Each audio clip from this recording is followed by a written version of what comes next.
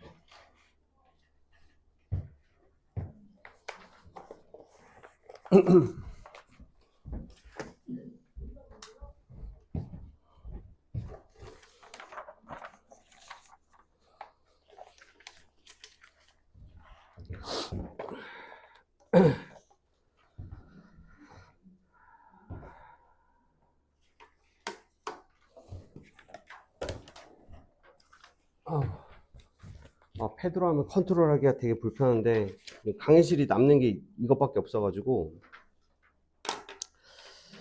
자, 얼추 적었죠? 자, 그럼 시작합시다. 자, 일단은 우리가 이제 모의고사 대비 수업을 하면서 가장 중요하게 여겨야 될 점들이 있습니다. 중요하게 여겨야 될 점이 바로 뭐냐면, 본인한테 가장 최적화된 루틴을 찾는 거예요. 루틴. 맞아요? 루틴을 찾는 건데, 그 해당 루틴은 기본적으로 3개 이상 보유하고 있어야 돼.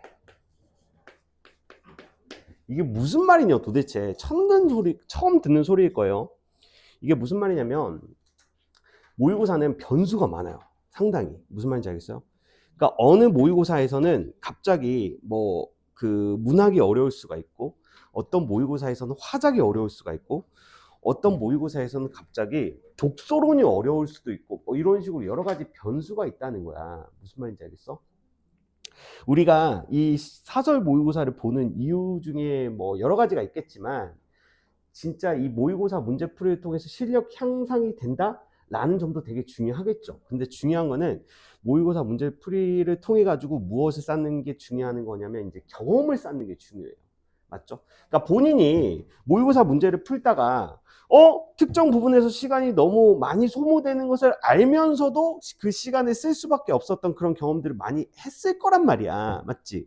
그러한 경험을 했었으면은 다음번엔 그러한 걸 하면 안 되거든. 맞아? 다음번에 그런 문제점이 있었을 때, 그런 상황이 도래했을 때, 저번에 내가 이랬으니까 이번에는 좀 다르게 해봐야지. 그런 식으로 그런 식의 고난을 겪었다고 한다면 좀 다르게 행동해야 되는데, 근데 대부분의 학생이 놀랍도록 어때? 동일한 상황에서 동일한 실수를 하는 그런 우를 범하는 경우가 상당히 많아요. 자, 그래서 이제 제가 말하는 루틴을 3개 이상 보유하라는 것은 문제풀이 순서를 말하는 겁니다. 문제풀이 순서.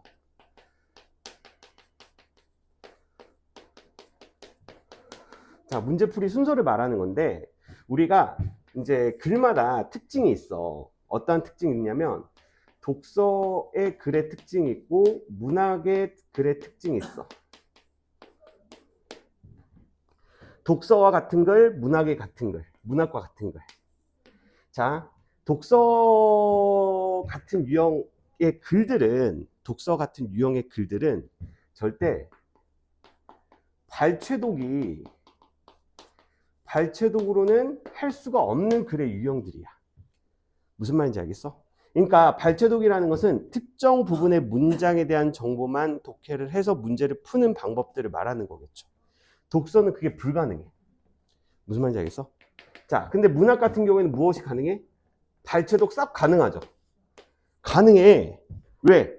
표현상의 특징 같은 거 묻는 것들 있잖아. 그 표현이 있냐 없냐만 보면 되기 때문에 충분히 발췌독이 가능하다는 거야. 무슨 말인지 알겠어? 그래서 저는 자, 이렇게 늘 그 권유를 드려요. 보통은 이제 선택 과목 먼저 풀고, 그 다음에 독서론 먼저 풀고, 그 다음에 문학을 풀고, 자, 독서를 풀고, 이런 식으로 가는 게 가장 스탠다드한 그 문제풀이 방법이거든? 맞아? 근데 이런 거에 이제 연연해 하지 말고, 웬만하면은 독서를 선배치 해주는 게 가장 좋아요. 독서를 선배치. 독서를 선배치 하다가, 자, 항상 독서는 선배치 하는 거야.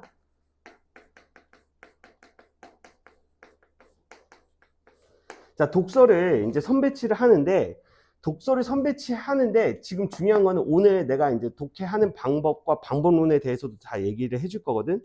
근데 내가 알려줬던 그 방법론, 제가 알려드린 방법론도 있고, 자, 여러분들이 지금 독서를 기본적으로 접근을 하면서 쓰는 방법론도 있을 거란 말이야. 본인의 루틴대로 독서를 이렇게 해 나가는데 글이 안 읽혀. 맞아? 아무리 봐도 글이 연결이 안 돼. 이러면 어떻게 해야 돼? 그러면 바로 문학으로 넘어가야 된다는 거야. 무슨 말인지 알겠어? 그러니까 지문별로 집착할 필요가 없어요. 순서에 집착할 필요가 없어요. 물론 본인의 실력이 2등급에서 1등은 안정적으로 나온다 이러면은 문제풀이 이거는 이제 그냥 순서대로 처음부터 쭉 풀어가는 게 가장 베스트긴 해. 무슨 말인지 알겠어? 근데 중요한 거는 우리가 그 문제를 풀면 있어서 분명히 지금 막히는 게 있고 혈이 뭔가 내용 연결이 안 돼. 내용 연결이 안 되는 거 분명히 알고 있음에도 불구하고 지금 내가 한 두 번째 문단까지 읽었어. 지금까지 읽었던 부분이 너무 아까워가지고 이걸 그냥 마저 읽어야 될 것 같아. 근데 그렇게 해가지고 읽어봤자 어때? 어차피 문제 가면은 내용 연결이 안 되기 때문에 또 지문과 왔다 갔다 거리면서 시간이 엄청 많이 소모가 된다는 거야. 무슨 말인지 알겠어? 그래가지고 문학 국어 같은 경우에는 변별력을 어떻게 만드냐면 지금까지 텍스트의 글자 수로 좀 변별력 같은 걸 만드는 경우들이 지금 상당히 많아요. 단순히 읽어야 되는 정보량을 많게 만듦으로써 아이들이 시간이 부족하게끔 만들어가지고 이제 난이도나 변별력을 지금 조정을 한다라는 거예요. 그러니까 가장 중요한 건 내가 이제 말하고자 하는 본질은 그거예요. 자, 이런 식으로 이런 식의 이제 그 문제풀이에 대한 루틴들을 여러 가지를 적용을 한번 해보는 거야. 그러니까 기본적인 것들은 보통 많이 읽어야 되는 것들은 선배치를 해주는 게 가장 좋아. 선배치를 하다가 조금 오래 걸린다, 막힌다 싶으면은 중간중간에 문학을 활용하는 거지. 무슨 말인지 알겠어? 자, 그런 식으로 해가지고 본인만의 이제 루틴들을 이제 몇 가지 계속 적용을 해보는 거야. 지금 여러분들이 이번에 사설 모의고사도 있고, 사설 모의고사는 정말 가벼운 마음으로 풀 수가 있는 거잖아. 맞지? 아무리 봐도 사설 모의고사, 그리고 본인이 가지고 있는 모의고사도 있을 것이고, 좀 가볍게 풀 수 있는 그런 모의고사들은, 자, 이런 식의 문제풀이 순서나 이런 것들을 자유롭게 시도를 한번 해봄으로써, 맞지? 다양하게 이제 경험을 해보는 게 되게 중요해. 경험을 해보는 게. 무슨 말인지 알겠어? 자, 그리고 이 과정 속에서 이 루틴의 시간을 기억하는 게 중요해. 시간을 기억. 그러니까 시간을 기억한다는 게 무슨 말이냐면, 그러니까 우리가 감으로만 알고 있거든.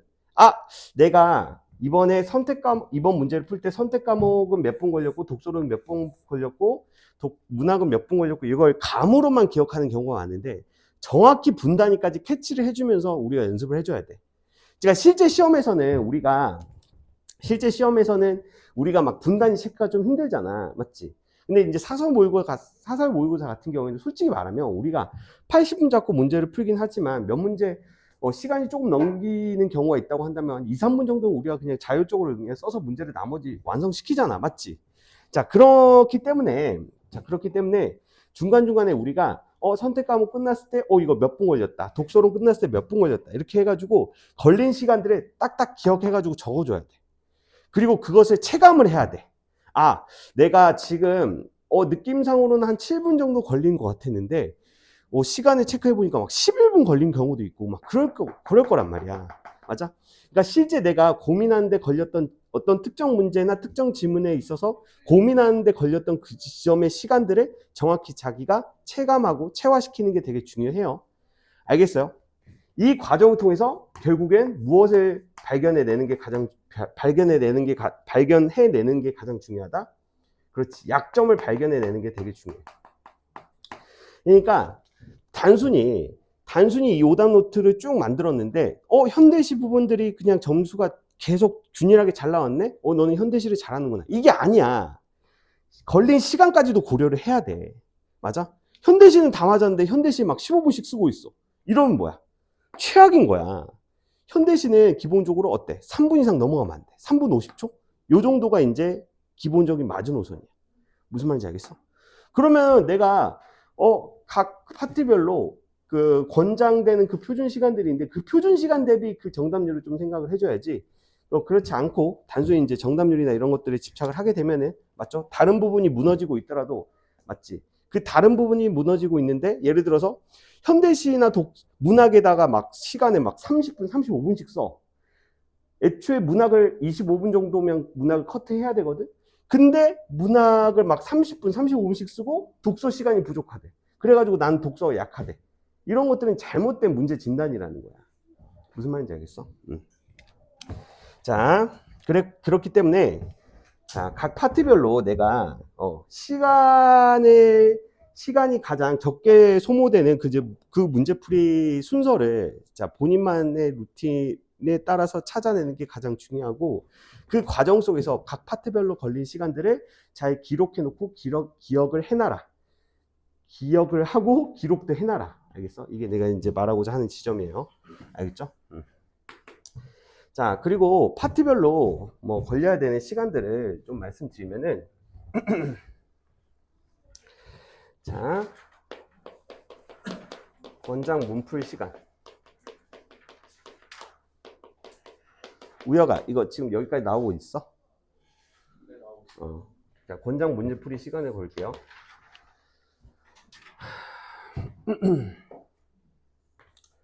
자, 기본적으로 75분을 잡고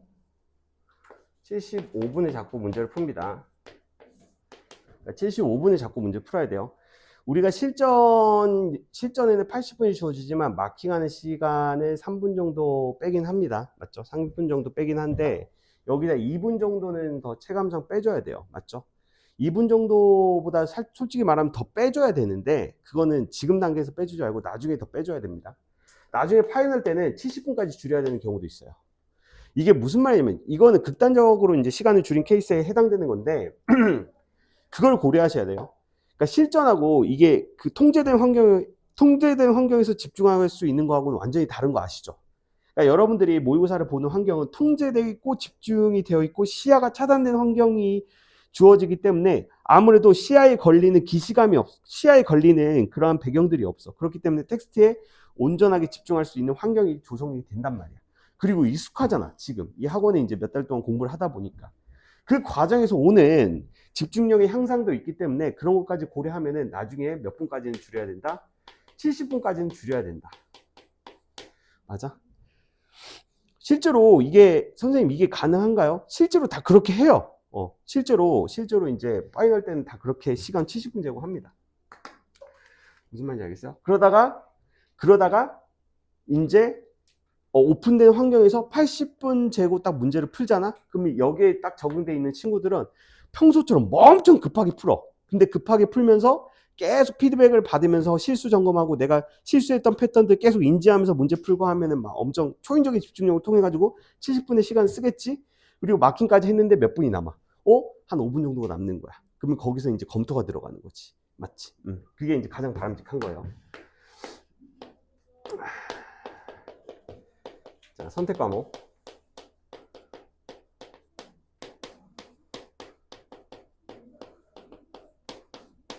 자, 엄매 13분.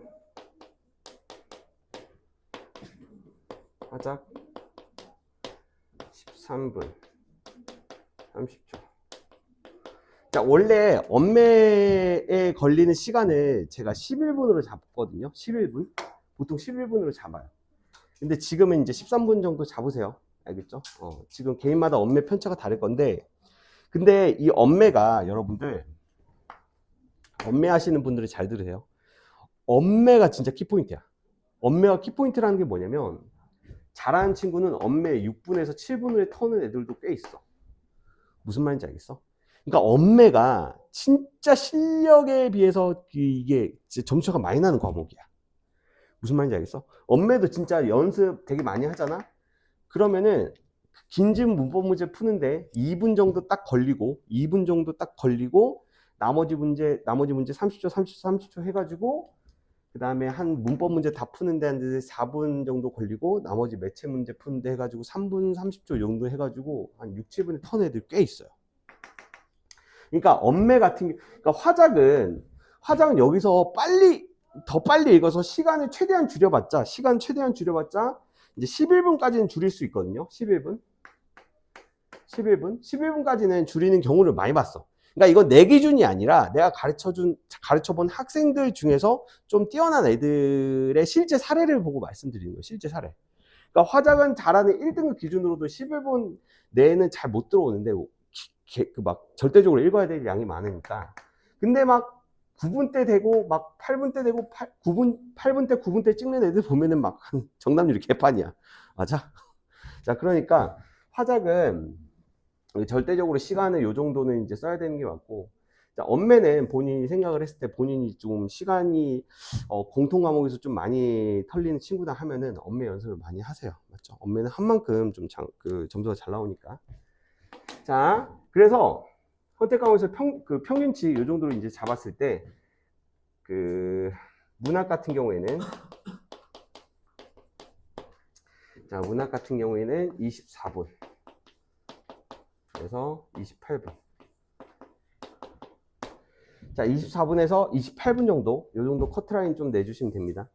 24분에서 28분 내야 되는데, 요즘에 문학에 좀 키포인트가 많죠. 키포인트라고 하는 것은, 최근 문학에서 이제 막 수필이 막 말도 안 되게 어렵거나 막 그런 경우가 있어. 맞아? 그래가지고 문학에서는 약간 이번 모의고사에서 좀 캡사이신을 뿌렸다. 이런 식으로 좀 판단이 된다고 한다면 뭐 시간이 좀 늘어날 수 있겠지만 기본적으로 이 사이 평균의 시간인 26분 정도로 잡아주시면 돼요. 사실 26분. 편차가 있겠지. 그러니까 28분까지, 최대 28분까지 30분 넘어가면 안 돼요. 맞죠? 보통 이제 30분은 문학을 좀 넘기게 되면은, 맞죠? 좀 독서를 하는 게 의미가 없을 정도예요. 그리고 이외에 독서는 올. 무슨 말인지 알겠어? 그러니까 여러분들은 이렇게 생각을 하면 돼. 지금 선택 과목에서 내가 얼마나 시간을 줄일 수 있느냐, 문학에서 내가 얼마나 시간을 줄일 수 있느냐, 이것을 독서를 푸는 경쟁력이라고 생각을 해야 돼요. 독서는 시간을 줄이는 파트가 아니야. 알겠어? 독서는 그냥 시간이 많이 주어지면 주어질수록 땡큐인 파트인 거야. 그러니까 만약에 내가 30분 만에 다 풀었어. 40분이 주어졌는데 40분이 남겨졌는데 30분 만에 풀었어. 그럼 어떻게 되는 거야? 어떤 느낌인 거야? 10분 동안 검토할 시간이 생기는 거야.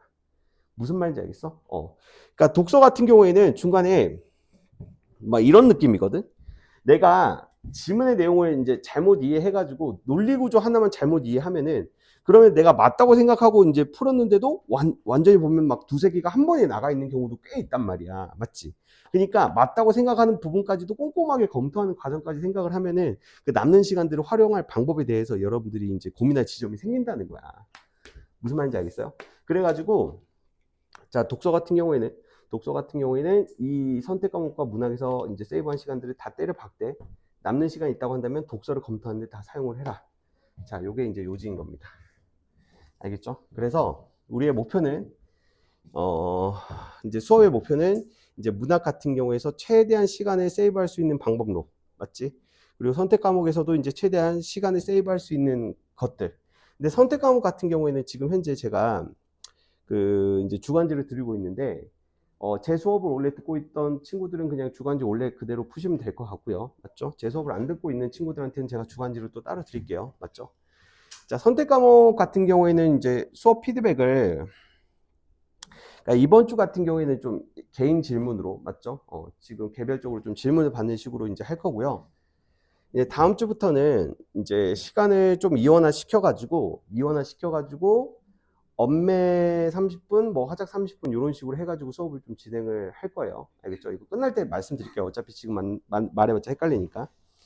그래가지고 엄매 선택자들은 뭐 30분 일찍 오고 30분 일찍 가고 화작 선택자들은 30분 뭐 늦게 왔다가 30분 뒤에 가고 뭐 그런 식으로 해가지고 이제 그렇게 하든가 이렇게 할 겁니다. 뭐 여튼지 간에 뭐 이것도 뭐 문제풀이가 좀 필요할 수도 있는 부분이 있으니까 이것도 이제 언급을 할 건데 오늘은 안 할 거예요. 오늘은. 알겠죠? 오늘은 좀 OT나 이런 것들 좀 설명을 해야 되니까. 자, 그래서 이제 시간에 관련된 부분들도 좀 언급을 했고, 자, 루틴에 관련된 것도 언급을 했고, 자, 그 다음에 마지막으로 이제 오답 노트에 관련된 거 언급하고, 바로 방법론적인 것들 언급하겠습니다. 마지막으로 오답 노트.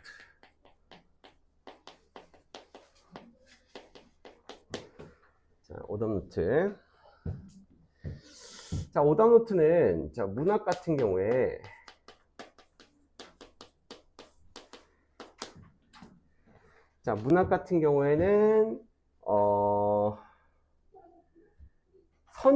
는 선지에서 사용한 어휘나 표현 이런 것들을 자, 문장화 시킨 정보로 정리를 해주는 습관.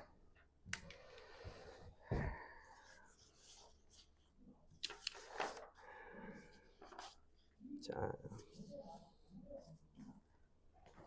가령 자, 운영전 잠깐 볼까요? 운영전.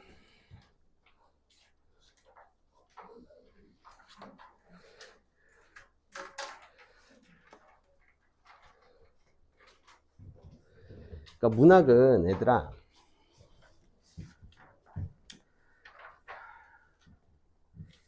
그러니까 작품을 읽고 작품을 이해하는 게 어려운 파트는 뭐 고전 시 파트는 이제 작품을 읽고 이해하는 것 자체가 좀 어려울 수는 있어. 맞지? 근데 어느 정도 작품을 읽고 이해하는 정도의 수준을 맞춰준다고 할게. 그러니까 작품의 내용이 있고 작품이 이렇게 있고 문제가 있잖아. 문제가 있고 그리고 선지가 이렇게 1번에서 5번까지 있어. 선지. 자, 기본적으로 우리는 그 문학 같은 경우를 작품을 분석하고 해석을 해가지고 내가 분석하고 해석한 내용이 맞냐 틀리냐를 판단하는 식의 그 부분을 물어보는 것 같지만 전혀 그런 걸 물어보는 게 아니라 이 작품에 관련된 설명에서 이건 표현상의 특징이겠지. 맞지? 이 표현상의 특징에 해당되는 부분들을 이미 문제 선택지에서 분석과 판단을 해놨어. 그러니까 문학 작품에 대한 분석과 판단은 우리의 영역이 아니라 이미 그 분석과 해석을 해놨다고. 해석.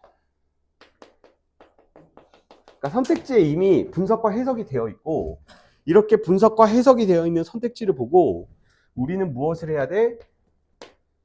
판단을 하는 거야. 판단. 맞냐 틀리냐.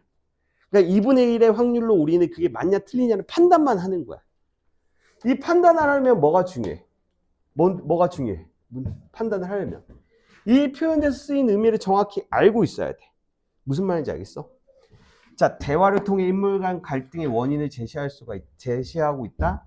자, 그렇다면 이제 대화가 쓰였는지 유무를 보고 OX 판단을 하고, 대화가 있어? 있어. 인물 간 갈등이 있어? 인물끼리의 갈등이 있어? 갈등이 있어, 없어? 인물끼리의 갈등. 있지.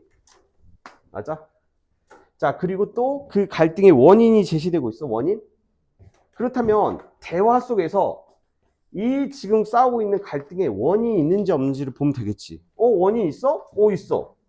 그럼 이게 뭐가 되는 거야? 답이 되는 거야. 무슨 말인지 알겠어? 그러니까 선지를 판단이야. 근데 시간적 배경을 묘사해요. 시간적 배경이 있어, 없어? 있어. 인물의 성격 변화가 나타나고 있어, 없어? 성격 변화? 근데 여기서 이제 세모 치는 정보들 있지. 그러니까 우리가 보통 잘 판단이 안 될 때 세모를 치잖아. 그 세모를 친다는 것 자체가 바로 뭐냐면 이 세모 치는 것들, 이 세모 치는 것들은 내가 모르는 정보야. 그러니까 이거는 내가 모르는 표현 또는 내가 알지만 대응이 안 돼. 맞지? 결국에 이걸 우리가 피드백을 해야 돼. 이 지점. 맞아?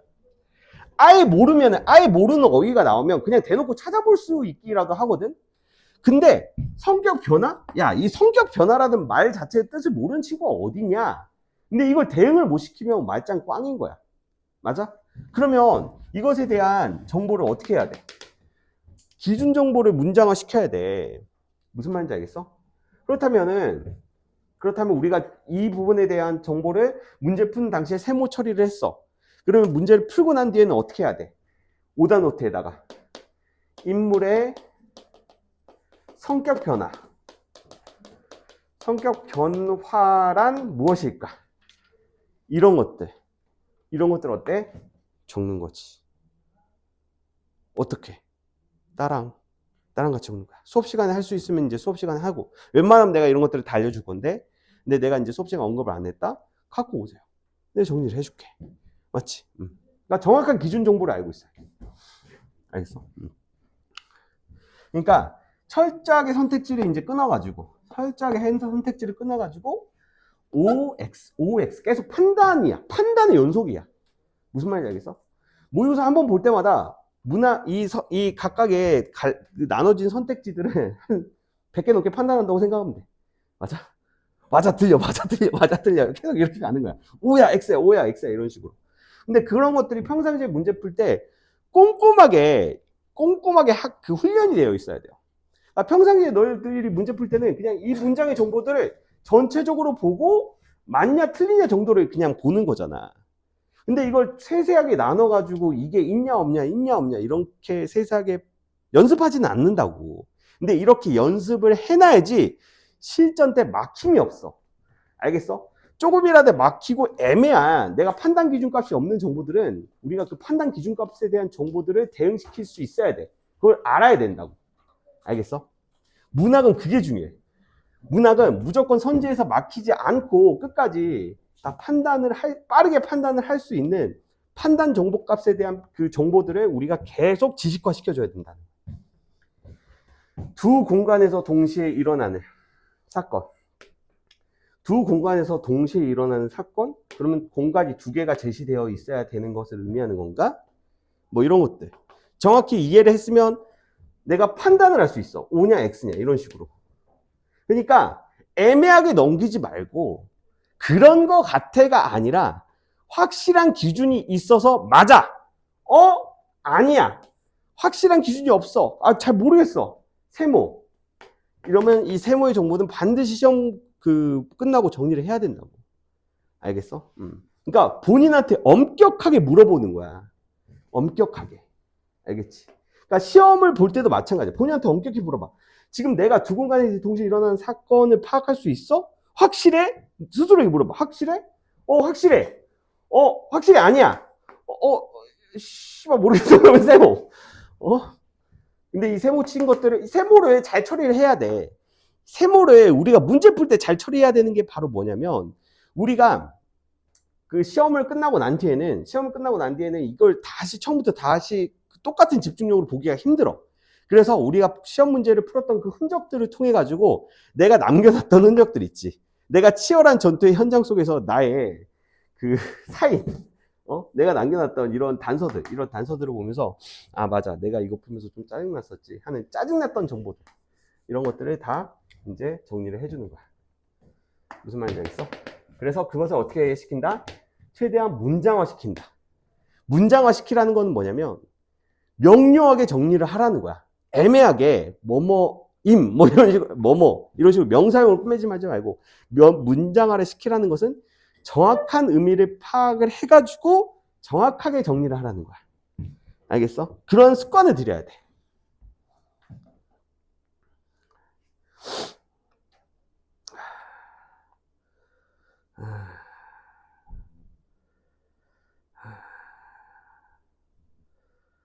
자, 그리고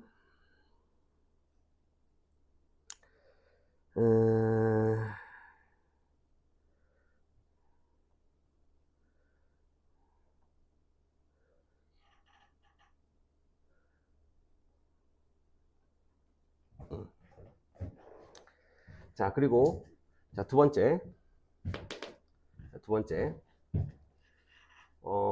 문학에 관련된 피드백 두 번째. 연계 작품의 경우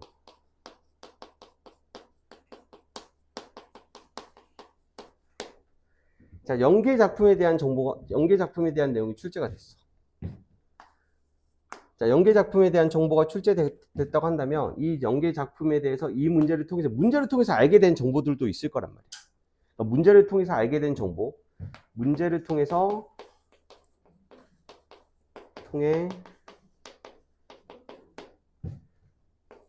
알게 된 정보 또한 어떻게 해주면 돼? 자, 기납적으로 데이터 지식화를 시켜주는 게 좋아. 그러니까 이제 사설 모의고사에서 연계 지문이 아닌 지문들은 이 문제를 풀고 나서 그 지문과는 영영 작별이야. 그 지문을 다시 볼 이유는 없어. 근데 연계 지문은 다시 볼 공산이 있지. 무슨 말인지 알겠어? 그러니까 예를 들어서 운영전은 볼 일이 없죠. 정종의 석류 볼 일 없죠. 이 문제 광화문 겨울 불꽃나무 볼 일 있죠. 연계 지문이니까. 그 연계 지문에 대한 내용이 나왔어. 연계 지문에 대해서 이 문제에서 막 보기라든지 이런 식으로 해가지고 내가 원래 연계 지문에서 알고 있던 내용과는 조금 내용에 플러스가 되는 그런 지식에 관련된 내용들이 나왔다라고 한다면, 자, 이것도 어떻게 해주면 돼? 정리를 해주는 게 되게 좋아. 맞아? 그러니까 연계 지문은 6평이든 9평이든 수능이든 나올 공산이 있잖아. 맞지? 그러니까 연계 작품에 관련된 것들은 배경 지식이 많으면 많을수록 좋아. 무슨 말인지 알겠어? 그래서 연계 작품과 연계 작품이 아닌 것들을 딱딱 구분을 해가지고 이거는 작품에 대한 정리가 좀 필요한 것들은 제가 작품에 대한 정리도 좀 해드릴 거예요. 알겠죠? 그러니까 작품에 대한 정리를 하는 부분에 있어서는 의구심을 가지지 마시고, 내가 연계 작품이니까 정리를 해드리는 거야. 연계 작품이 아니면 문제만 풀고 끝나는 거지. 맞지? 그걸 우리가 뭐하러 정리해? 그 외의 것들은 작품을 정리하는 의미가 없어. 우리가 문학에서 가장 중요한 건 이제 대응이라고 했잖아. 대응. 알겠어? 대응과 판단이야. 대응과 판단. 알겠지? 자, 그렇다는 거. 그래가지고 이런 것들을 우리가 오더노트에 자세히 이제 정리를 해주는 거야. 알겠지? 자, 그래서 문학은 그 모든 문제를 풀 때마다 뭔가 계속 알아간다, 정리한다라는 느낌으로 가주면은, 맞죠? 어느 순간 속도도 빨라지고, 맞죠? 정답률도 많이 올라가. 자, 두 번째. 독서. 자, 독서. 자, 독서는 구분해야 돼. 구분. 어떻게 구분을 해야 되느냐? 내가 지문을 이해 못해서 틀린 문제도 있고, 지문은 이해는 했지만 문제를 이해 못해서 틀린 문제가 있어. 맞아? 그러니까 독서는 이해가 되지 않은 정보를 먼저 파악을 해야 돼. 그러니까 원인의 파악을 잘해야 돼. 원인 파악을. 그러니까 주제 파악을 잘하라는 말이 있잖아. 그러니까 메타인지가 제일 중요한 게 독서거든. 메타인지가 무엇보다 중요한 게 독서인데, 내가 문제를 틀렸는데 이게 정확히 지문을 이해를 못해가지고 틀렸는지, 아니면 지문은 이해되는 것 같았어. 근데 지문에 있는 정보를 물어보는 이제 선지 대응을 못해가지고 선지 파악을 못해서 틀린 건지, 보기를 보기를 잘 해석하지 못해서 틀린 건지. 그래서 그 이해되지 않은 정보의 원인이 무엇인지를 먼저 파악을 하는 게 가장 중요하다라는 거야. 독서의 대전제가 있어. 이해가 되면 문제풀이는 다 따라와. 기본적인 거야. 이건 기본적인 독서 이해야. 근데 문학은 좀 다르거든. 작품을 알고 있다고 해가지고 무조건 다 맞출 수는 없어. 무조건 선지에서 내가 대응을 잘해야 되거든. 선지에서 대응을 잘해야 되는데, 그러니까 문학은 선지에서 대응을 할 수가 없는 파트야. 아니, 독서는 선지에서 대응을 못해. 글을 이해하지 못했는데, 글도 이해 못했어. 맞아? 침 질질 흘리면서 막 글을 읽었어. 도대체 무슨 말이지? 선지에 딱 문제 딱 들어왔어. 지금부터라도 열심히 하자. 해가지고 열심히 째려보면은 답이 보입니까? 안 보인다는 거야. 무슨 말인지 알겠어? 근데 반대로 지문은 내가 꼼꼼히 읽었어. 지문은 꼼꼼히 읽고 막 평상시에 구조화 독해 막 이런 것들을 잘해가지고 지문의 내용을 막 기깔나게 독해를 했어. 근데 문제에 와서는 어때? 문제를 보고 나서는 지문의 내용이 생각이 안 나는 거야. 무슨 말인지 알겠어? 그러니까 지문의 내용과 이제 선지를 또 대응하는 메커니즘은 또 다를 수가 있거든. 무슨 말인지 알겠지? 자, 그래서 그 원인을 잘 파악해야 되는데, 자, 첫 번째 원인. 예를 들어서 지문이 이해가 되지가 않았다. 지문이 이해되지 않았다고 한다면, 그렇다고 한다면 우리는 이것은 오답 노트로 할 수 있는 범위를 넘어섰어, 사실은. 이거는 본인의 독해 능력을 키우기 위해서 더 연습을 하셔야 돼. 이 지문을 오답을 하는 것이 중요한 게 아니야, 그거는. 지문 자체를 이해하지 못했어. 그렇다면은 나는 지금 해당 이 모의고사를 풀 수 있는 능력을 갖추지 못한 거야. 맞지? 그러면 이 지문을 오답하는 건 의미 없고, 내가 가지고 있는 기출 독서 문제집이나 가지고 있는 독서 그 컨텐츠 있지. 그것들을 하나 더 독해를 하고 이해를 하고 하는데 더 시간을 투자하러 가면 돼. 맞아? 그건 간단한 거야. 근데 지문은 이해했으나 선지에서 대응을 하지 못했다. 이건 좀 다른 문제야. 우리가 오답 노트 해야 되는 것은 이런 것들을 오답 노트 해야 되는 거거든. 지문은 이해됐어. 내용 파악을 했어. 그럼 선지를 좀 대응하지 못했다라고 한다면, 그러면은 이것은 우리가 이제 뭘 잘못했었냐? 지문에서의 정보의 구조화 또는 밑줄에 문제가 있었다는 거야. 무슨 말인지 알겠어? 그러니까 내가 지문의 내용을 이해가 갔으면은, 그러면은 제대로 그 내용에 대해서 단순히 구조화를 시키거나 아니면 밑줄을 제대로 처리하거나 이래야 되거든. 맞아? 그러니까 이게 무슨 말이냐면, 내가 선지에서 이게 무슨 말이지? 라고 선지에서 지금 내가 읽었던 내용들 물어보는 건데, 선지에서 내가 잘 모르는 표현이 나왔어. 그러면은 이것들을 이제 이 내용이 맞냐 틀리냐를 환기시키기 위해서 지문으로 돌아가는 과정에서 지문에서 제대로 된 정보가 밑줄이 그어져 있어야 되거든. 그러니까 보통 선지에서 물어볼 만한 내용들을 지문 독해하면서 밑줄을 잘 그어놨어야 돼. 근데 밑줄을 엄한 데다 그어놓거나 막 이러면은, 맞죠? 그러면은 어때? 대응이 되질 않겠지. 무슨 말인지 알겠어? 그렇다고 한다면 이런 경우도 있을 것이고, 맞지? 이런 경우도 있을 것이고, 그리고 선지가 대응이 안 돼서 틀리는 그 문제들 중에서는 끊어읽기가 안 돼가지고 틀린 경우도 있겠지. 맞아? 끊어읽기가 안 돼서. 그러니까 지금 1번 문제의 선택지는 끊어읽기를 할 필요까지는 없는데,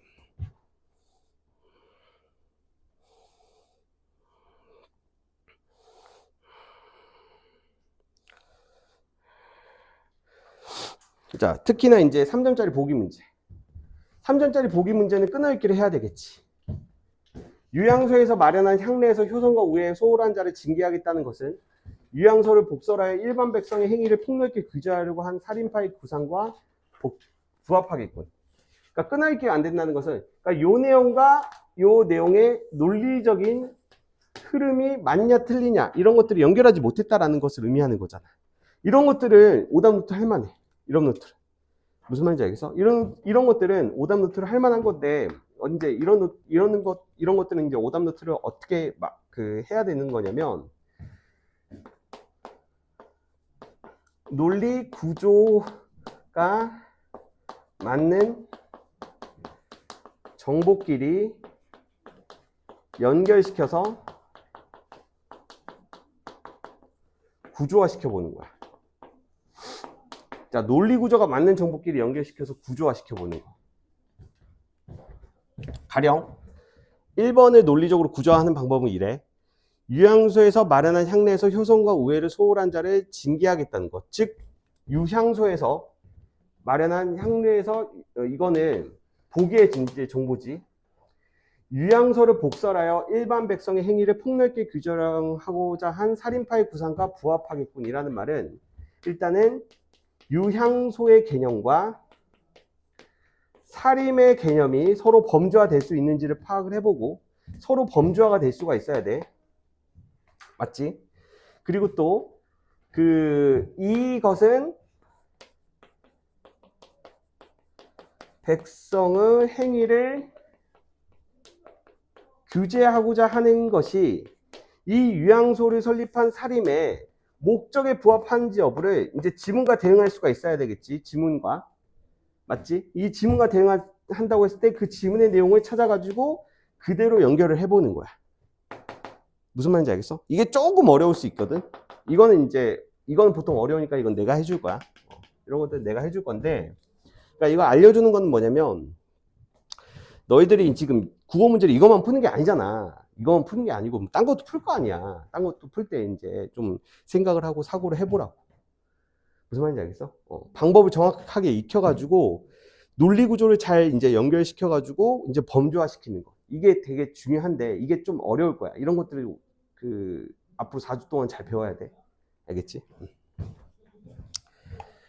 자, 그리고, 또 플러스, 단어. 선제 쓰인 단어 귀찮아 하지 말고 잘 정리를 해줘야 돼. 뭐 저해하겠군, 상충하지 않겠군, 뭐 이런 것들.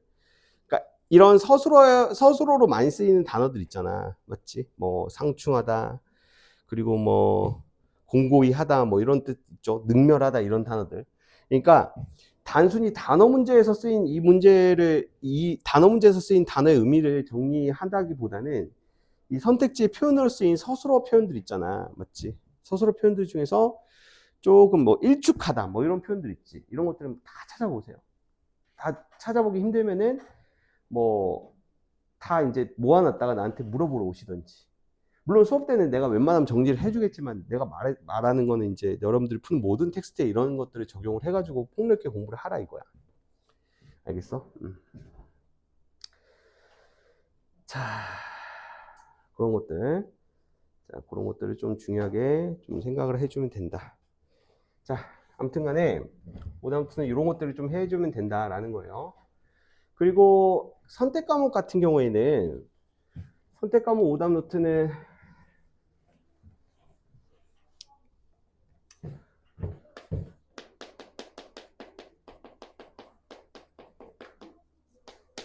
자, 선택 과목 오답노트는 조금 하기가 좀 애매할 수도 있겠죠. 자, 언매는 늘 말하지만 언어 부분, 자, 개념, 누수되는 부분 찾기. 그러니까 내가 문제를 틀렸다고 한다면 그 틀린 파트 있지. 틀린 파트에 해당되는 그 개념들 있지.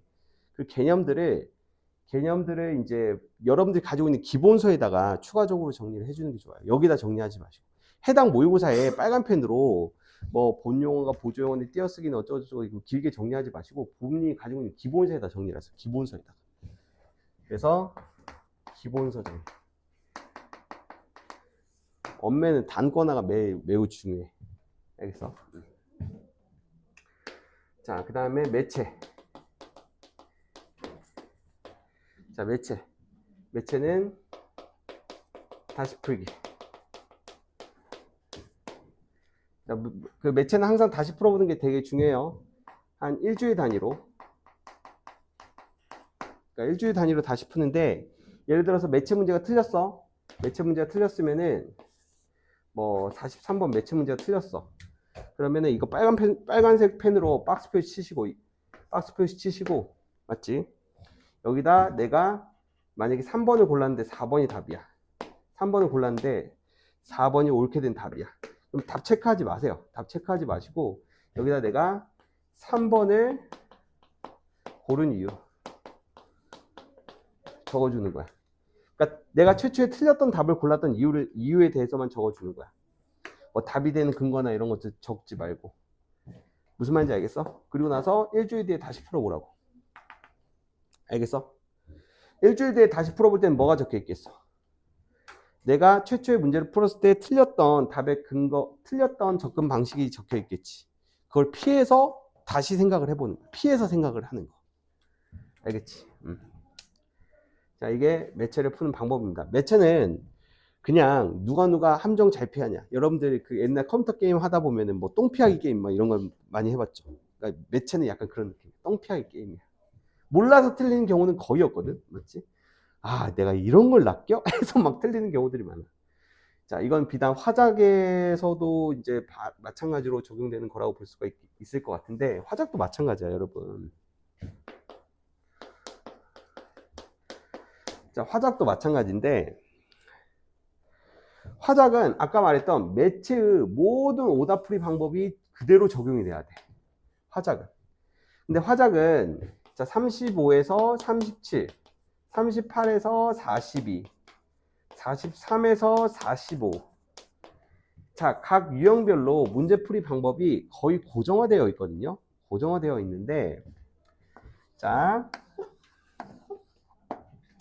특히나 화작 같은 경우에는 자, 엄매 친구들한테 미안하지만 조금 길게 1분만 더 설명할게요. 화작은 이것만 알면 되거든. 대부분의 친구들 고민 지점이 그래. 대부분의 친구들의 화작 고민 지점이 대부분의 화작을 푸는 친구들의 고민 지점이 이 40번 문제 3점짜리랑 45번 문제 3점짜리거든. 무슨 말인지 알겠어? 네, 이거 두 개 하면 너무 기니까 하나씩 해줄게. 오늘은 45번만 먼저 해줄게.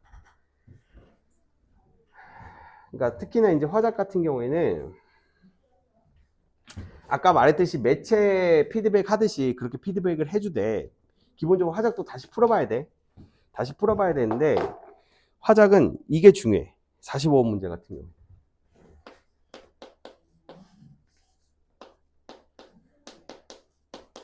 이게 제일 많이 틀리는 문제잖아. 맞지? 이걸 잘 생각을 해봐. 우리가 주장과 근거에 대해서 구분을 해야 돼. 주장과 근거. 이게 무슨 말이냐면 기본적으로 이 화작 문제의 42에 45에 해당되는 것은 이 초고의 글에 해당되는 이 초고 글 하나에 이 세 문제가 걸려 있잖아. 맞지? 초고의 글이 있어. 초고의 글이 있고 이 보기는 그 초고의 글을 보완하기 위해서 수집한 자료야. 초고의 글은 바로 주장에 해당돼. 초고의 글은. 무슨 말인지 알겠어? 초고의 글은 주장에 해당된다고. 뭐 해야 된다 이런 식으로 주장에 해당돼. 그리고 이 초고는 아무래도 주장이 80% 정도 수록되어 있고 그 다음에 초고는 주장이 80.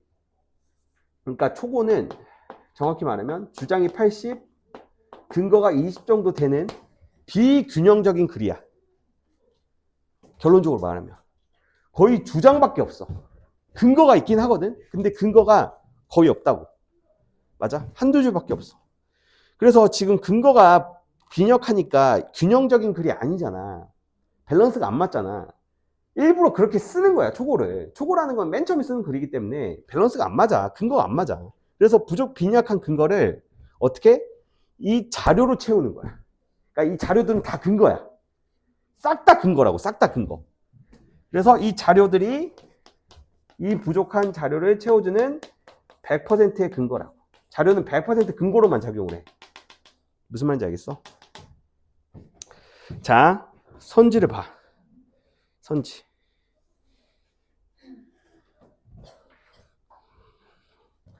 선지를 보면은 앞부분은 날려도 돼. 기억 다시 1은 확인만 하면 되는 거야. 니은 다시 1. A를 통해 A와 B.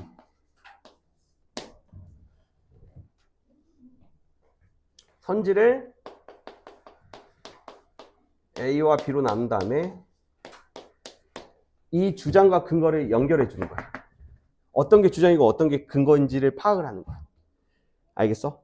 이 선지를 끊어 읽는 다음에 선지 중에서 어떤 게 주장이고 어떤 게 근거인지 명확하게 파악을 하고, 그 다음에 이 주장과 근거가 명확하게 연결되어 있는지, 그 연결 지점이 이렇게 연결될 수도 있고 이렇게 연결될 수도 있거든. 맞아? 이 문제 유형에 따라 달라. 오케이? 그래서 초고의 주장을 이 근거로 연결하는 게 적절한지, 아니면은 이 근거가 초고의 이 주장으로 연결되는 게 적절한지, 이 적절 지점만 이제 점검만 해주면 되는 거야. 알겠어? 그러니까 선지를 주장과 근거로 나눠준, 주장과 근거로 분류한 다음에 그 주장과 근거의 연결 여부의 적절성만 따진다. 그 적절성. 알겠어? 그 지점에 대해서 고민을 하면서 문제를 풀어봐. 처음에 시간이 좀 오래 걸릴지 모르겠지만 틀릴 일이 없습니다. 틀리지 않는 게 중요해요. 45번은. 배점이 크다 보니까. 뭐 여튼지 간에 자, 엄매든 화작이든 다음 시간부터 문제풀이 할 겁니다. 알겠죠? 문제풀이 할 거니까 좀 같이 보도록 하고요.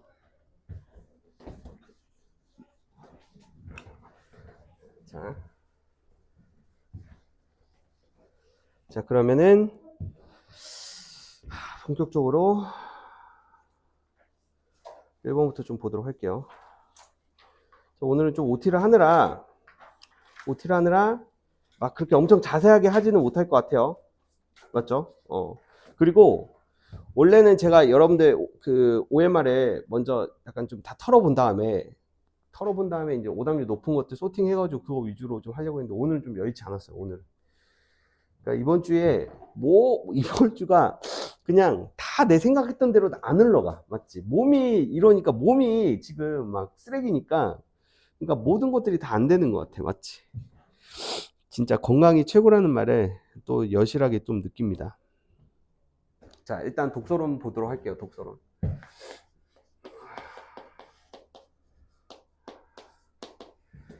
자, 독서론은 원래 저는 독서론에 대해서 발췌독을 주장하는 사람이었어요. 원래 독서론에 대해서 발췌독을 주장하는 사람이었는데, 그래서 1문단 읽고 와서 소거하고, 2문단 읽고 와서 소거하고, 3문단 읽고 와서 소거하고, 4문단 읽고 와서 소거하고, 뭐 이런 것들을 좀 선호하는 그런 입장이었긴 하거든요. 맞죠? 근데 그 책은 그 최근 수능이나 이런 글들을 제가 또 면밀하게 계속 분석을 하다 보니까 그냥 평가원이 요즘에 그냥 발췌독 자체를 좀 못하게 하려고 교묘하게 좀 계속 함정을 파놓고 있다라는 느낌을 최근 2사, 2호 수능을 이제 반복적으로 분석하면서 좀 느낀 점이 있어요. 그래가지고 여전히 발췌독을 통한 문제풀이 방법은 유효합니다. 그러니까 특히나 이러한 부정 발문 같은 경우에는 1문단 읽고 바로 내려와가지고 막 관련된 거 소구하고 2문단 읽고 와서 소구하고 이런 식의 여전히 발췌독을 통한 문제풀이는 유효하긴 하지만, 근데 이거는 좀 6평 이후에 이걸 봐야 될 것 같아요. 이게 발췌독을 해야 될지 말아야 될지. 그럼 발췌독을 안 한다면 어떻게 해야 돼요? 발췌독을 안 해야 된다고 한다면 밑줄을 잘 그어놔야 되겠죠. 밑줄을. 자, 우리가 독서론에서 그렇다면 자, 발췌독이 좀 쉽기는 해요. 솔직히 가르치기도 쉽고 바로 직관적으로 정답률도 잘 나오기는 해. 근데 전 좀 길게 보겠습니다. 맞죠? 좀 길게 볼게요. 이게 좀 번거롭고 힘들긴 하지만 좀 길게 볼게요. 자, 밑줄을 쳐야 하는 정보 유형. 자, 독서론에서는 자, 밑줄을 쳐야 되는 정보 유형으로 좀 보도록 하겠습니다. 자, 일단은 독서론의 첫 번째 소재에 관련된 부분들. 독서론의 소재에 대해서 먼저 언급해 보자면 독서론의 소재는 보통 어떤 걸 소재로 해요? 글을 읽는 방법이죠. 글을 읽는 방법이야. 독서론이잖아. 말 그대로 독서론. 글을 읽는 방법에 대해서 소개하는 글이야. 맞지? 글을 읽는 방법에 대해서 소개하는 글이다 보니까 어떠한 정보가 담길 수밖에 없어. 어떠한 정보? 이 글에 대한 정보가 담길 수밖에 없죠. 글의 유형에 관련된 정보. 맞지? 글의 유형에 관련된 정보가 나올 수도 있고. 자, 글을 읽는 방법이라는 것은 이제 수단에 해당되는 거잖아. 맞지? 글을 읽는 방법이라는 것은 누구에게 전달하는 거야? 그렇지. 독자에게 전달하는 거잖아. 맞아? 독자가 글을 읽음에 있어서 어떠한 특정 유형의 글을 읽음에 있어서 이 독자가 스스로 그 독해를 하는데 사용할 수 있는 방법에 대해서 이제 언급을 하는 거야. 그랬을 때 독자가 실제로 사용할 수 있는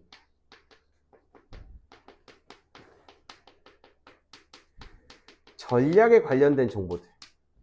그러니까 실제로 글을 읽으면서 실제로 사용할 수 있는 전략에 관련된 정보들. 또는 글을 읽으면서 꼭 유의해야 되는 지점.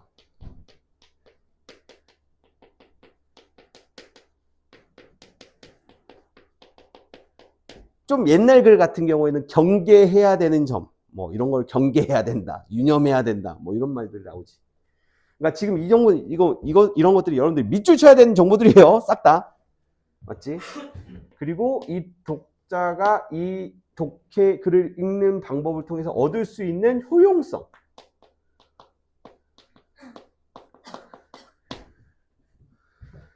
자, 크게는 이 세 가지 정보를 싸그리 싹싹 김치 마냥 그냥 밑줄을 다 쳐주시면 돼요. 선생님, 효용성이 뭐예요? 효용성? 효용성은 바로 뭐냐면 가치를 의미해요. 가치. 더 쉽게 말하면 그것을 통해서 얻을 수 있는 것. 맞아? 얻을 수 있는 것. 됐어? 자, 됐을까요?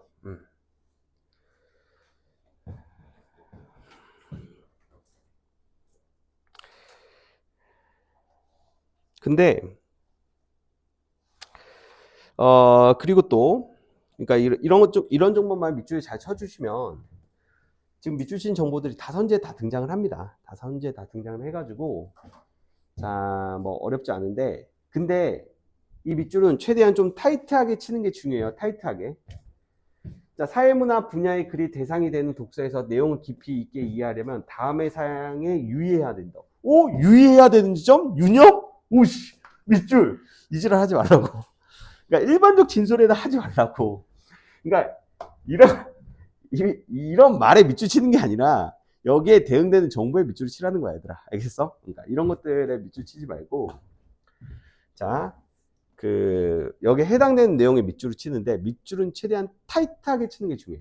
타이트하다는 것은 바로 뭐냐면 이 밑줄 같은 경우에는 구체적이고 특수하고 특별한. 그러니까 밑줄은 그냥 내로우할수록 되게 좋아요. 좁을수록 되게 좋아요. 범위가 좁을수록. 그러니까 광범위하고 일반적인 정보들 같은 경우에 그것들을 밑줄을 친다고 한들 그게 선지에 등장할 확률은 매우 적고.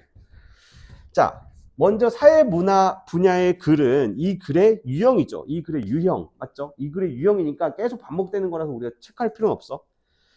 자, 필자의 주관적 의견이 두드러짐. 필자의 주관적 의견. 이렇게 밑줄 쳐주는 거야. 그러니까 이게 두드러진다. 까지는 밑줄을 칠 필요가 없어. 그러니까 키워드가 되는 내용을 딱딱 밑줄을 쳐주는 거야. 필자의 주관적 의견이 두드러진다. 주관적 의견. 자, 필자가 어떠한 사회 정치적 관점에 기반하여 글을 전개하고 있는지 파악해야 한다. 필자가 어떤 사회 정치적 관점에 기반하여 글을 전개. 이런 식으로. 맞아? 필자의 주관적 의견이 두드러짐으로, 자, 근데 이걸 보니까 인과관계네. 인과관계면 이렇게 뭐 연결해 봐도 상관이 없고.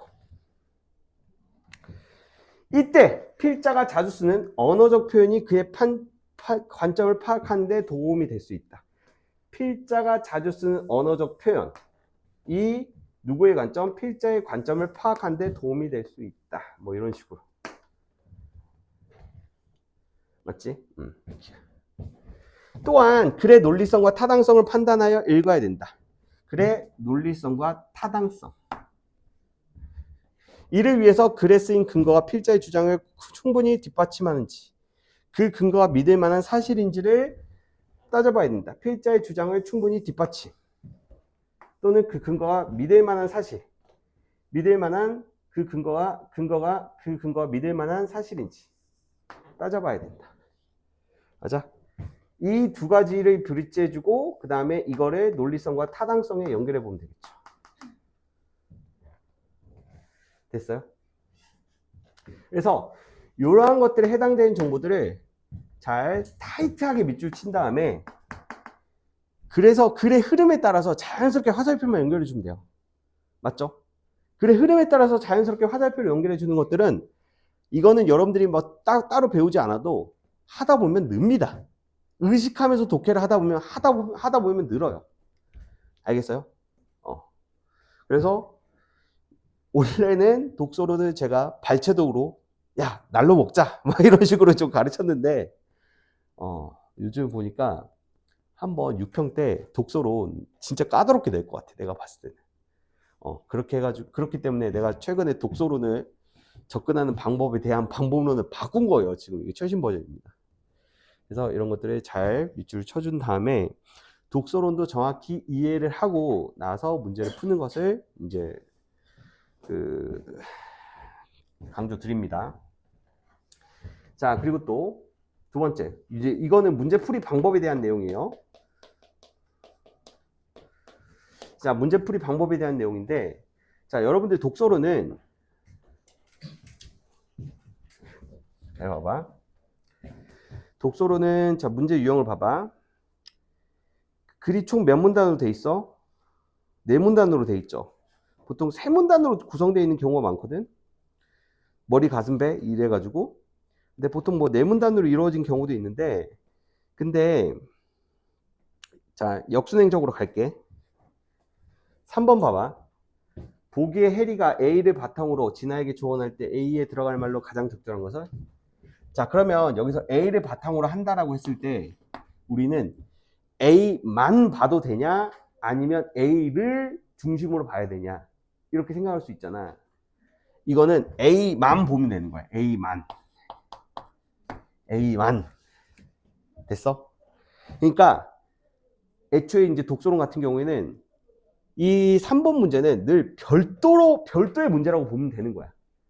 이 글의 전체적인 내용과 상관없이. 알겠어? 독립적으로 풀 수 있는 문제야. 독립적으로 풀 수 있는 문제. 그러니까 애초에 글을 볼 때 이렇게 범주화가 되어 있는 정보가 있어. 이게 마지막 문단에 이렇게 범주화가 되어 있잖아. 이렇게 범주화가 되어 있는 문제가 있는데, 요게 이렇게 범주화가 되어 있거나, 이렇게 두 번째 문단에 이렇게 A 해두고 이 A가 2번 문제 연결이 되거나, 이런 식으로 특정한 범위가 이미 범주화가 되어 있는 부분들이 있는데, 그 부분은 어때? 자, 그 부분은 제외하고, 다른 문제를 푸는데 제외하고 해당 문제를 푸는 데에만 사용을 하면 된다 이거야. 근데 비단 3번만 이럴까? 아니야. 기출문제들 보면은 3번만 문제만 그러는 게 아니라 2번 문제도 마찬가지야. 2번 문제. 윗글을 참고할 때 기억에 대한 이해로 적절하지 않은 것을. 이것도 마찬가지로 기억에 대한 이해 보면은 자, 사회 문화 분야에 글이 되는 독서. 맞지? 자, 보면은 여기서부터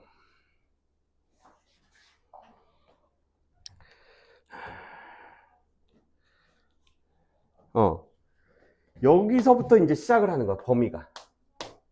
범위가 여기서부터 이제 시작을 하는 거야. 무슨 말인지 알겠어? 그래서 3번 문제를 제외한 범위가 정해진, 범위가 명확하게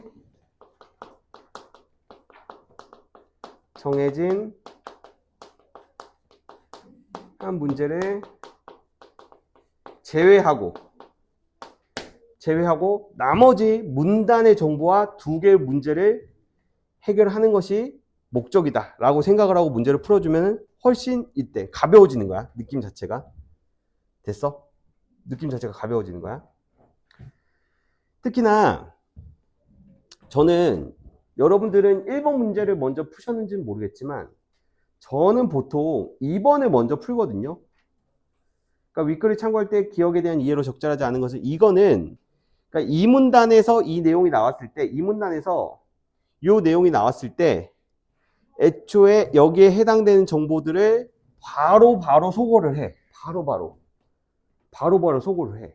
그러니까 이번 문제는 바로 소거를 하기가 좋은 게 뭐냐면 이게 우리의 시야가 그래. 위, 아래, 왔다 갔다 하는 1번 문제는 무조건 위치가 1번에 여기에 고정돼 있잖아. 이렇게 왔다 갔다 하다 보면은 이 행간이 헷갈려. 내가 원래 여기 보고 있다가 밑에 갔다 오면 갑자기 여기 보고 어디지 하다가 다시 찾고 이러다 보면 시간이 좀 낭비돼. 그래서 위아래로 이제 배치되어 있는 문제는 자, 이런 식으로 발췌도구를 하는 것이 조금 까다로운데 근데 이렇게 양옆에 있으면은 맞죠? 발췌도구를 하기가 조금 쉬워요. 발췌도구를 하기가.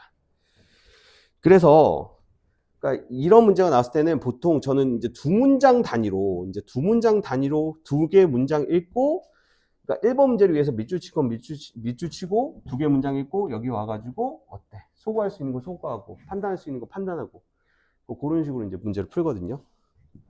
근데 이런 거 할 때 화작할 때도 제가 많이 사용하는 방법이거든. 그렇지. 양손독해야. 씨와 양손독해 하는 거야.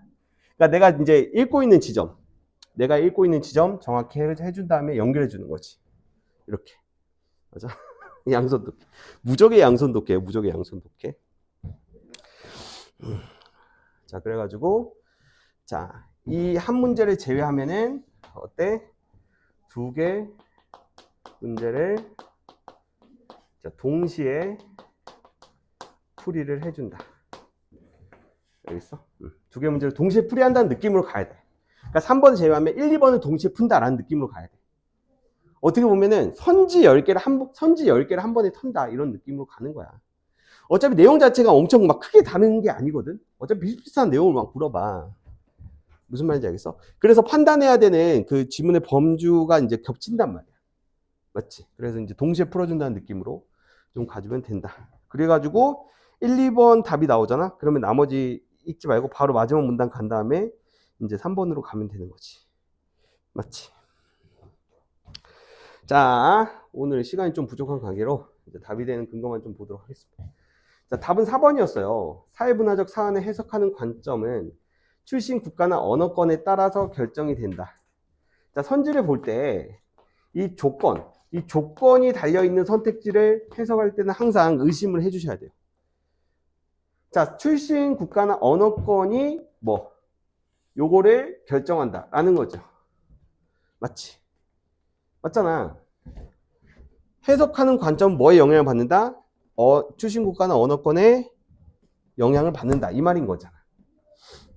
볼까요?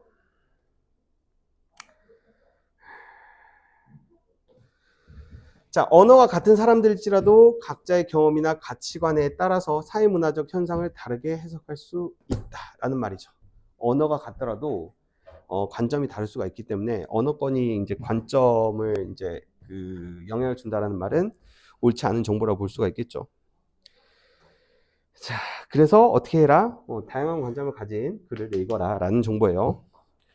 근데 사실 이제 4번 이 문제 같은 경우에는 가장 베스트 컨디션으로 문제를 푸는 방법은 4번이 답이라서 답을 골랐다기보다는 나머지 4개의 선택지가 독해하는 과정에서 자연스럽게 소거가 되고 이거 하나 남았네? 이거 하나 남았네? 해가지고 답을 체크하는 방식이 가장 이제 이상적인 방법이에요.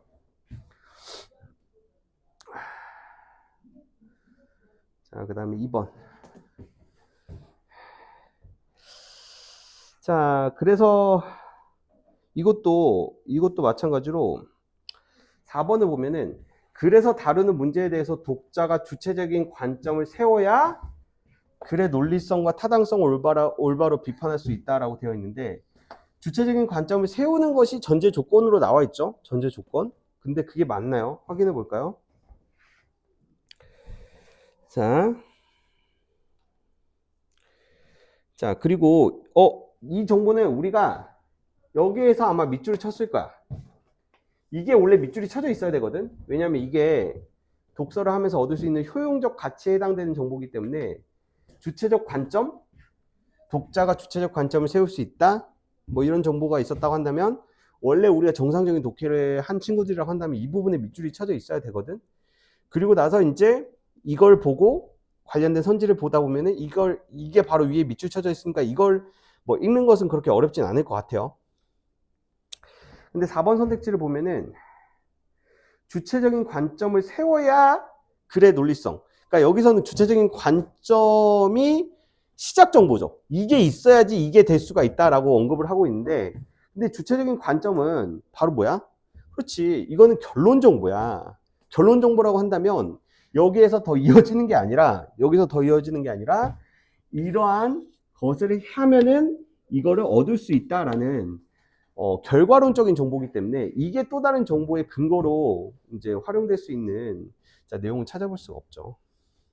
맞죠? 자, 이거하고 이거를 그냥 억지로 연결해 놓은 거죠. 그러니까 이런 독서론 문제들 보면은 난도가 현저히 낮다라고 이제 우리가 느낄 수 있는 게 그냥 지문에서 쓰인 표현들을 그냥 갖고 와서 이어붙이는 거야. 그냥 이어붙이기에 그냥 불과한 거야. 맞지? 그러니까 주체적 관점을 세울 수도 있다. 이건 여기서 이제 끝난 거야. 여기서 주체적 관점. 맞지? 자, 이거는 이제 사회문화적 글을 읽을 때 얻게 되는 그 효과하고, 맞지? 그 효과와 그리고 우리가 그 글을 읽으면서 유의해야 되는 점, 이런 것들은 서로 연결할 수가 없는 정보라는 거야. 자, 그 다음에 3번 문제를 보면은 글을 읽을 때는 무엇을 고려해야 된대? 특정 시기나 공간에서 일어나는 사건의 경우가 많은데 뭘 고려해야 된대? 그렇지. 문화의 특수성, 그 다음에 시대나 문화권에 대한 맥락의 차이, 이런 것들을 이해를 해야 된대. 맞아? 반영론적인 관점으로 이제 봐야 된다는 거죠. 자, 이건 뭐 어렵진 않았을 것 같아요. 3번이죠. 넘어가겠습니다. 여튼지 간에 이제 독서론 같은 경우에는 이런 것들 잘 이해를 해가면서 밑줄을 잘 그어보시기 바랍니다. 알겠죠? 자.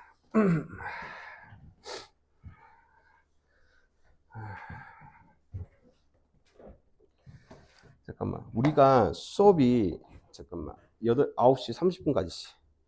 9시 30분. 지금 10분 정도 쉬면 나쁘지 근데 우리가 지금 쉬어버리면은 밸런스, 다른 애들 영향을 받잖아. 그러니까 어쩔 수가 없어. 우리 쉬는 시간은 맞추겠습니다. 알겠죠? 자, 유양소 보도록 할게요. 유양소 지문.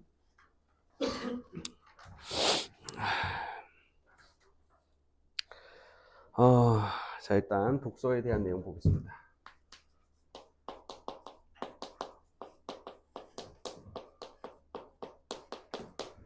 자, 오늘은 아무래도 이제 좀 구체적인 개별 문제에 대한 오답 해설의 디테일은 좀 떨어질 수밖에 없어요. 오늘은 첫 시간이고 OT를 좀 하다 보니까 좀 이해를 해주세요.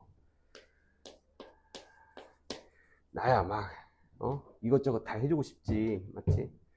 자, 보통 이제 가와 나의 관계로 되어 있는 이 글 같은 경우에는 두 글의 관계성을 잘 파악하는 게 되게 중요해요. 이게 가나 세트글이 애초에 시간이 너무 많이 걸려서 포기하는 친구들도 있고 막 읽었는데 막 15분, 20분씩 걸리는 친구들도 있어.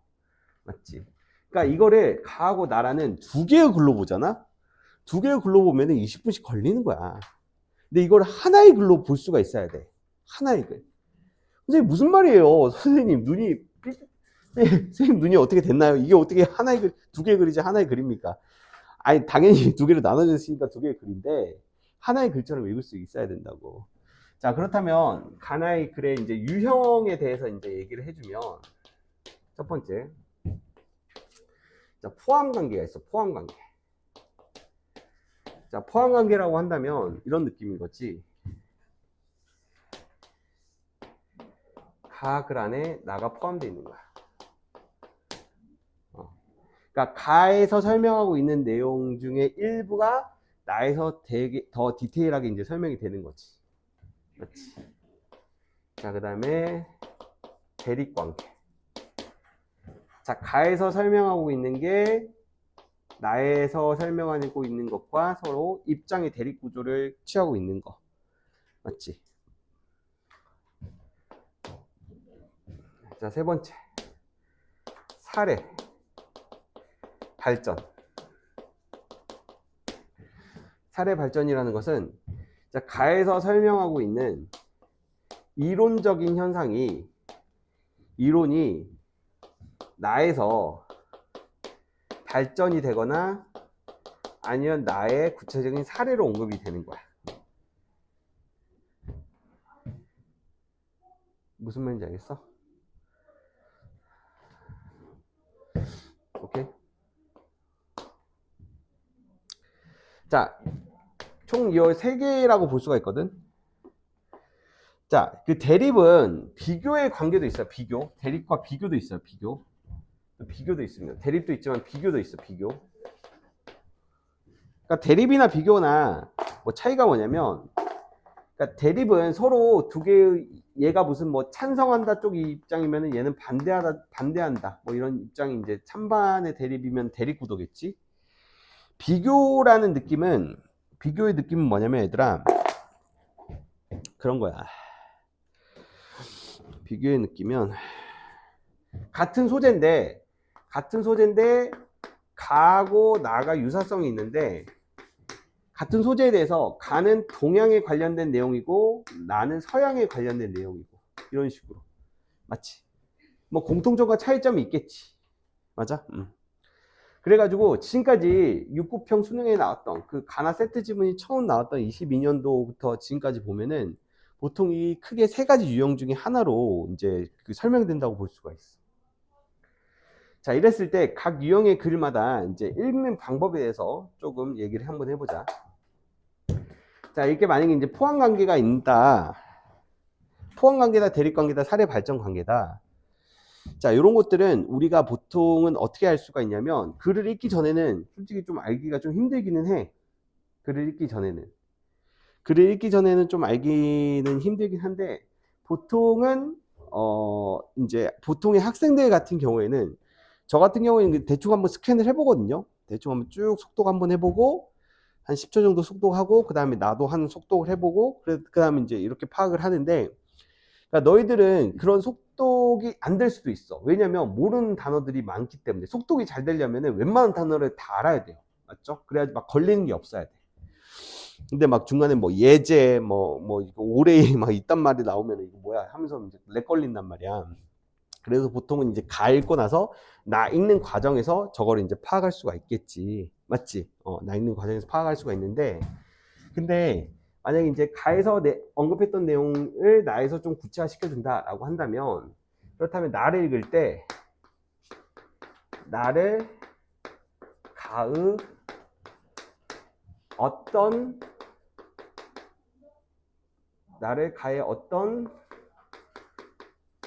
부분을 가의 어떤 부분의 내용을 강조하고 있는지에 대한 강조 지점을 찾는 거야. 알겠어? 그러니까 가가 좀 전체적인 내용을 다루고 있고 나는 가의 전체적인 내용 중에 한 내용을 다루고 있다면 그렇다면 가의 어떠한 그 내용, 어떤 부분의 내용을 강조하고 있는지를 이제 찾아봤다고 한다면 이 다음에 어떻게 해야 되냐면 나를 가의 한 내용 중에 하나이기 때문에 그렇기 때문에 가를 중심으로 나를 판단하는 거야. 가를 중심으로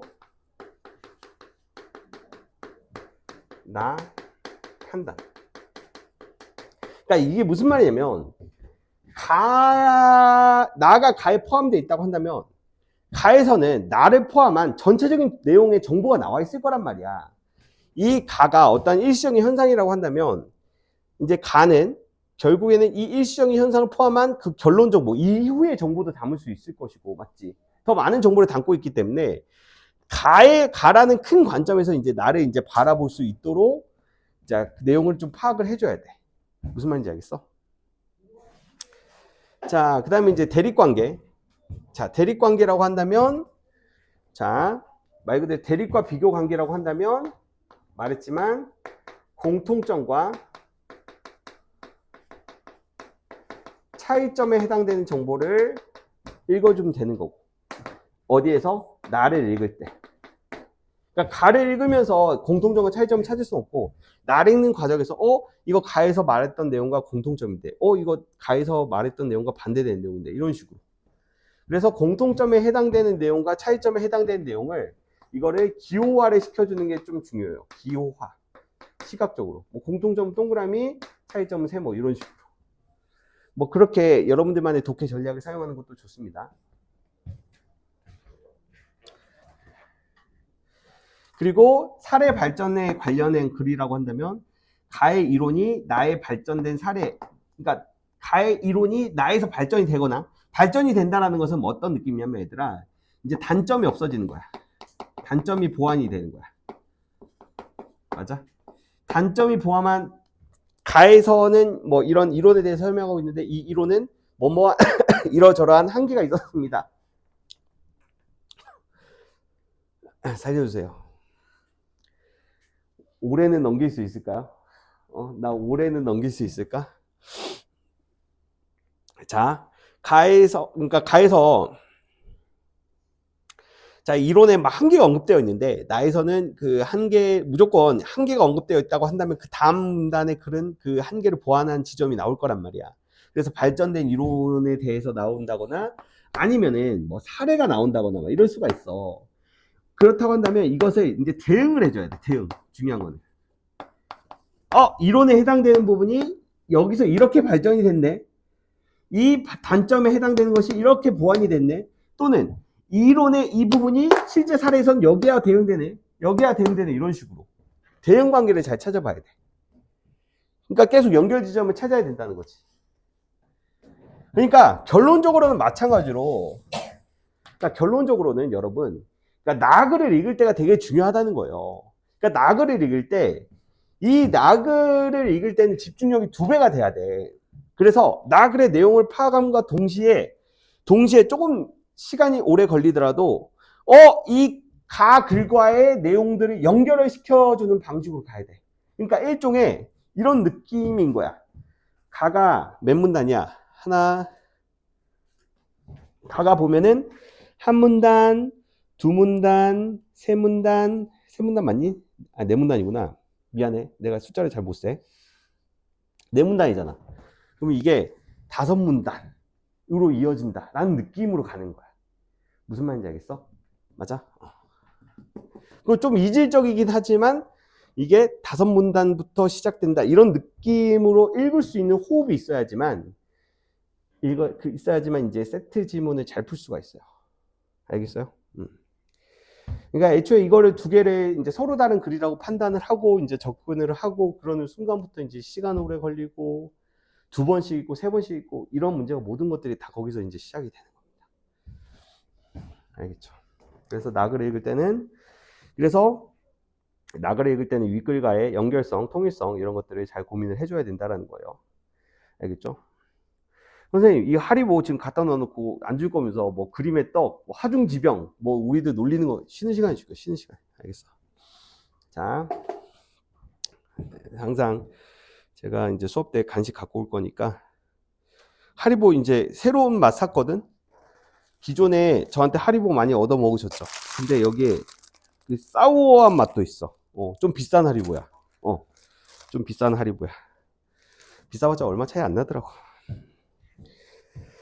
자, 내용 간단하게 파악을 한번 해봅시다. 가해 내용. 자,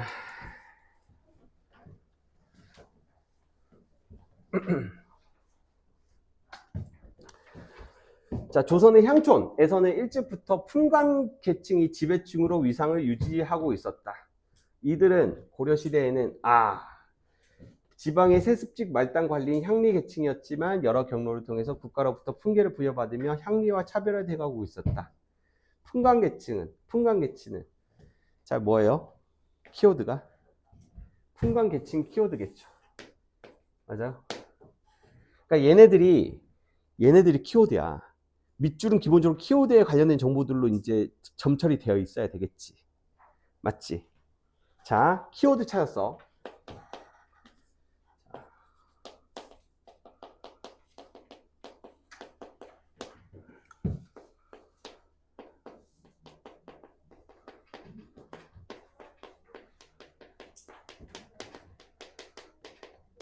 키워드는 두 줄만 읽으면 파악할 수 있어야 돼.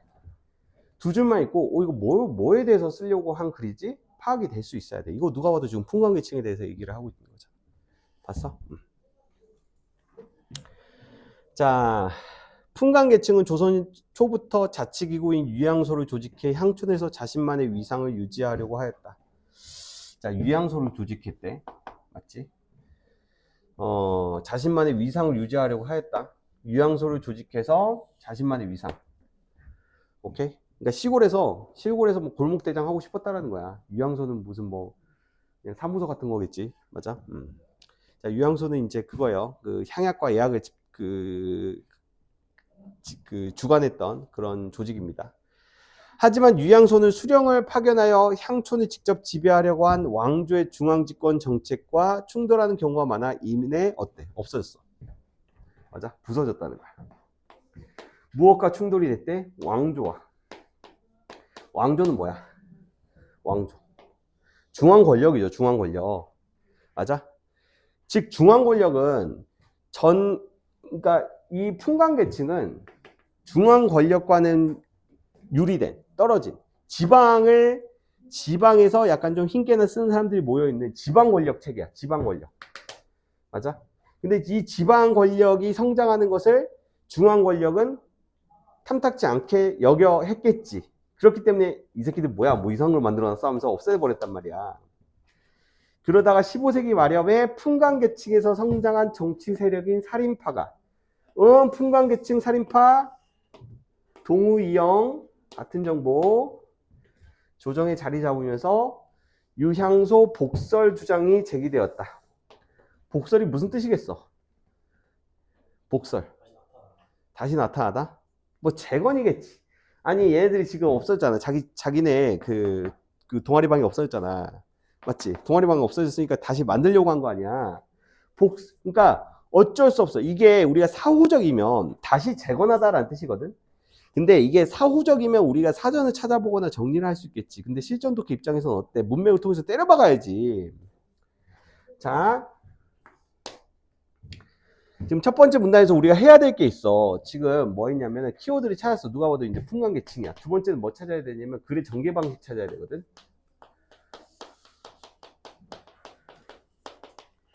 자, 글의 전개 방식은 보통 그 해당 문단의 마지막 문단에 그 정보가 언급이 돼. 이 글은 뭐에 대해서 설명을 할 거야? 그렇지. 지방에서 방귀끼나 끼던 풍광계층이라는 게 있었는데 얘네들은 고려시대 때부터 명맥을 유지해 왔대. 맞아? 그래서 얘네들은 이제 유양소를 통해 가지고 자기들의 이제 권력이나 위상을 계속 향촌 사회에 구가를 하면서 그렇게 지내고 싶었는데 중앙 왕조, 중앙집권 국가의 전형적인 특징이죠. 지방 분권을 허락하지 않는 조선 왕조의 횡포로 인해서 없어졌단 말이야. 근데 이 풍광계층에서 성장한 살인파가 이 유양소를 다시 세우려고 스물스물 빌드업을 해놨다라는 거죠. 자, 이 글은 어떠한 내용에 대해서 언급이 되겠어요? 무슨 내용에 대해서 언급을 하겠어? 그렇지. 이 유양소가 재건되는 그 과정에 대해서 설명을 하겠지. 유양소 재건을 통해서 이 풍광 계급이 향촌에서 권력을 다시 얻게 되는 그 과정에 대한 정보가 언급이 될 거란 말이야. 무슨 말인지 알겠어? 자, 그러면은 이 내용이 글의 내용 전개 방식을 확인하기 위해서는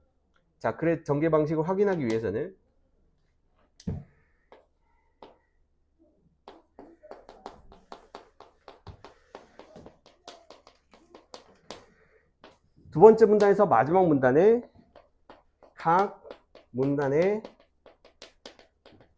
첫 문장끼리 읽고 연결을 해주는 거야. 자, 15세기 말에는 상업화와 토지 사유화가 어느 정도 진행이 되면서 신분과 경제 수준이 서로 떨어지는 경우가 많아서 신분 질서가 다소 흔들리고 있었다. 15세기 말 신분 질서의 변동, 이런 말이겠죠. 자, 그 다음 문단. 기존의 유양소의 기능이죠. 향리나 백성이 수령을 능멸할 때. 선을 넘는다는 거야. 맞지? 자, 이를 규제하는 역할을 하게 되어 있었지만 살인파가 구상한 유양소는 불효와 부재, 불목 등 향촌 질서를 교란하는 행위를 폭넓게 규제할 수 있게 하였다. 기존의 유양소와 살인파가 구상한 유양소의 차이점. 자, 그리고 마지막에 보니까 유양소의 복설은 강력한 반대로 부딪히기도 했지만 유양소가 수령의 견제를 받는다는 조건으로 승인되었다. 결국에 만들었네? 맞죠? 자, 각 문단의 첫 번째 문장만 쭉 스캔을 해주면서 각 문단의 두 가지를 해주면 돼. 각 문단의 내용을 예측을 해주시고요. 맞지? 각 문단의 내용을 예측을 해주시고. 자, 여기서는 향촌의 신분 질서가 흔들리게 되었다. 맞아? 향촌의 신분 질서가 흔들리게 되었으면 흔들리게 그냥 놔둬?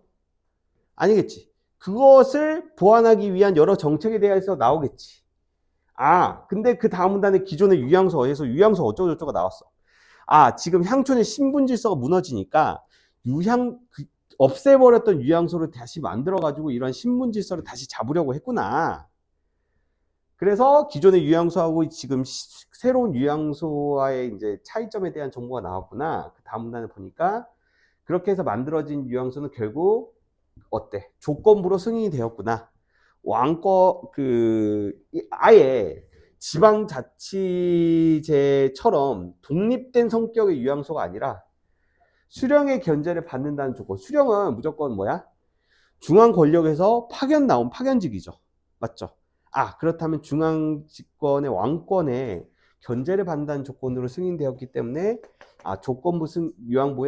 유양소의 조건부 성립에 관련된 정보가 마지막 문단에 나오는구나. 이렇게 각 문단의 내용을 예측한 다음에 그 다음에 아까 전에 읽었던 첫 번째 문단의 마지막 문장과 같이 연결을 해주는 거야. 됐어? 자, 이게 뭡니까?